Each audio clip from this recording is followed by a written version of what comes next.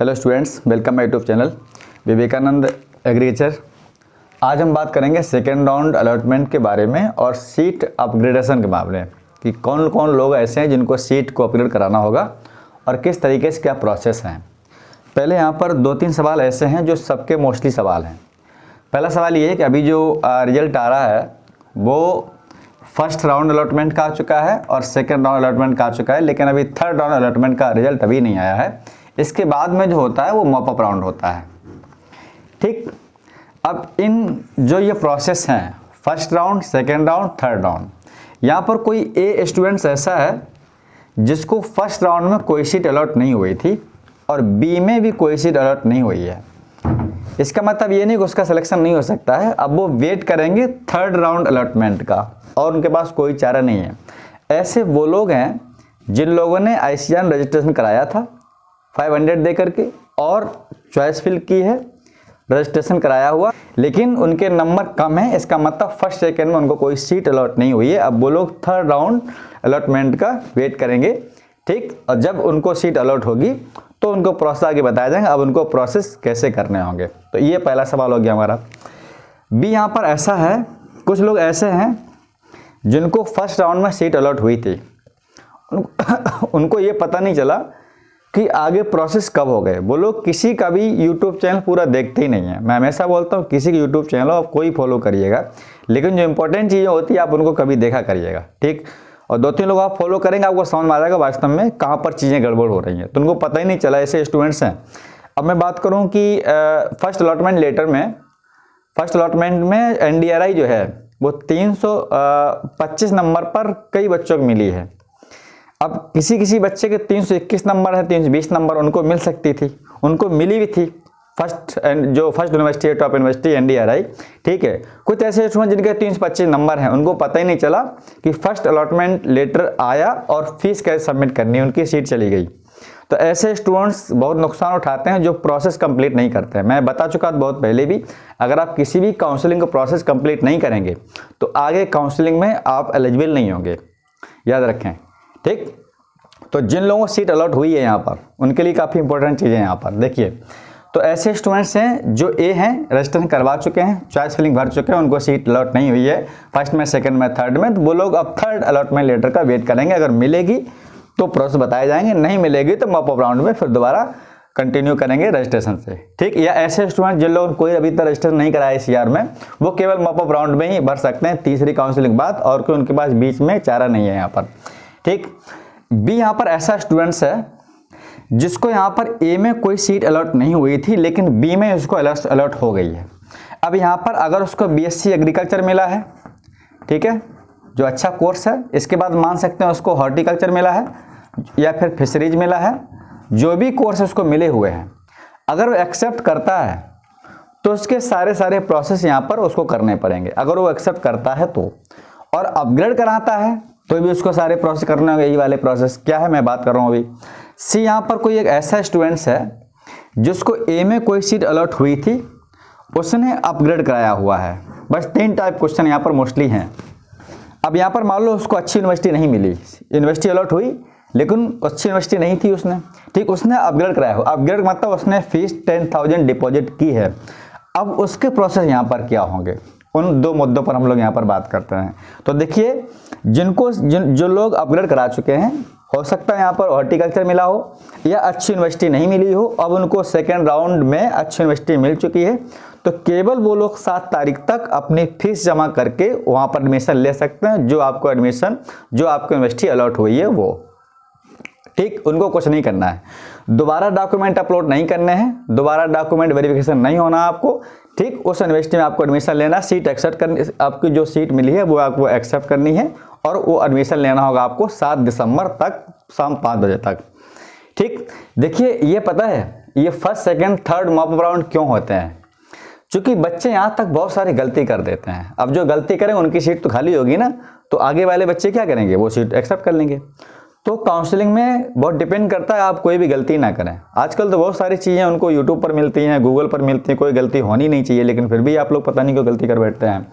ठीक, अब कई बार ऐसा होता है कि अच्छा रैंक, अच्छा नंबर वाला बच्चा यूनिवर्सिटी नहीं पाता है, उससे जिनके कम नंबर आते हैं वो अच्छी यूनिवर्सिटी पा जाते हैं। इसका मतलब वो कहीं ना कहीं चालाकी करते हैं, काउंसलिंग के दौरान एक्टिव रहते हैं। ठीक, तो यहाँ पर ये चीज़ें हैं। ठीक है, तो कुछ स्टूडेंट्स सवाल ये है कि जो फर्स्ट अलॉटमेंट में कागज़ वेरिफिकेशन करा चुके थे, ठीक, सीट पा चुके हैं, अब उनको यहाँ पर कोई भी प्रोसेस नहीं करने हैं, केवल उनको जो पा चुके हैं केवल उनको यहाँ पर फीस सीट जो है वो एक्सेप्ट करके उसकी फीस सबमिट करनी होगी।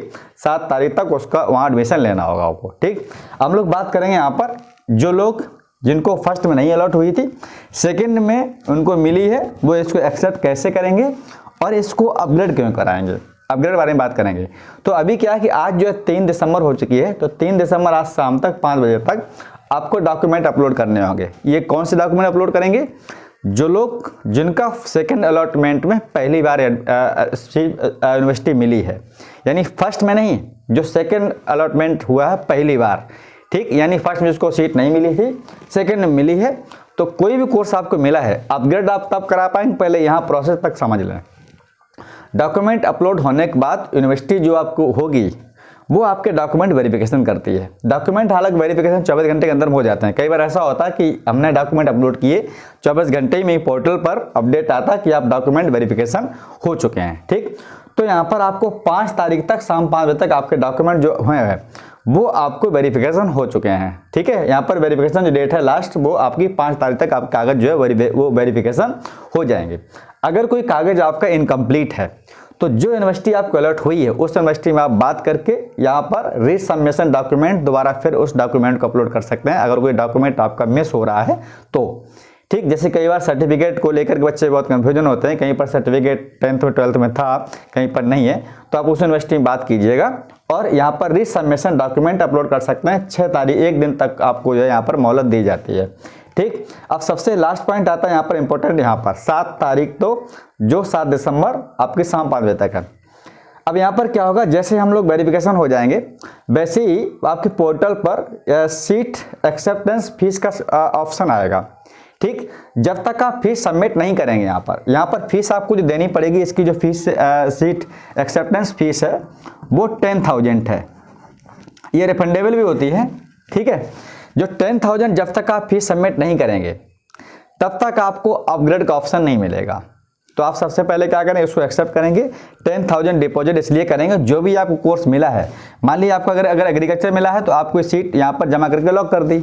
अगर मान लो आपको अपग्रेड कराना है, हॉर्टिकल्चर कोई भी कोर्स मिला हुआ है इसको अपग्रेड कराना है, तो अपग्रेड कराने के लिए आपको इस सीट को लॉक करना पड़ेगा ताकि इस सीट को और कोई न ले। अगर आपने गलती कर दी, फीस सबमिट नहीं की और सीट इसको लॉक नहीं की, ठीक है, फीस सबमिट का मतलब होता है लॉक, फीस सबमिट कर दीजिएगा और उस यूनिवर्सिटी में सेव कर दीजिएगा तो ऑटोमेटिकली लॉक हो जाता है। लॉक को यहाँ पर नया ऑप्शन नहीं आता है। ठीक है, जैसा कि फर्स्ट काउंसलिंग में था।